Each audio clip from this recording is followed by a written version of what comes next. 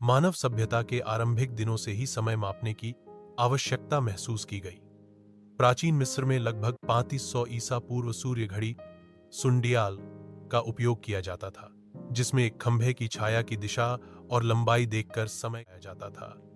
यह केवल दिन के उजाले में ही काम करती थी, इसलिए रात या बादलों के दिनों में इसकी जगह जल घड़ी क्लॉक का इस्तेमाल होने लगा, जो पानी के बहाव की गति से समय मापती थी।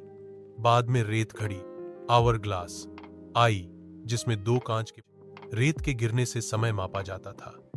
13वीं सदी में यूरोप में पहली बड़ी यांत्रिक घड़ियां बनाई गईं, जो चर्च और टॉवर में लगाई जाती थीं और पेंडुलम व गियर की मदद से चलती थीं।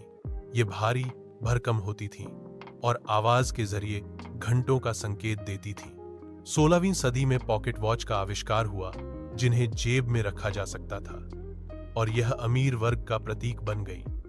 19वीं सदी के अंत में कलाई घड़ियां सामने आईं, जो शुरू में महिलाओं के फैशन का हिस्सा थीं।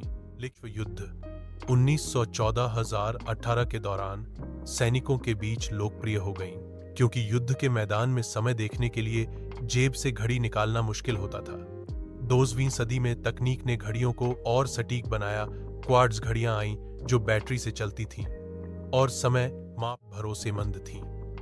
1970 के दशक में डिजिटल घड़ियों का युग आया, जिनमें लेड और एलसीडी स्क्रीन से समय दिखाई देता था और अलार्म, स्टॉप वॉच जैसी सुविधाएं भी मिलती थीं। 20वीं सदी में स्मार्ट वॉच का दौर शुरू हुआ, जिसने घड़ी को सिर्फ समय बताने वाले उपकरण से बदलकर एक मिनी कंप्यूटर बना दिया।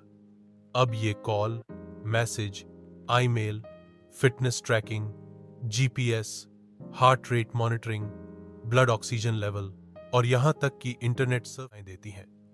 2020 से 2025 के बीच स्मार्ट वॉच में और क्रांतिकारी बदलाव आए। AI assistants, health alert system, solar charging, SIM support और मेडिकल सेंसर शामिल हुए, जो बीमारियों के शुरुआती लक्षण पहचान सकते हैं।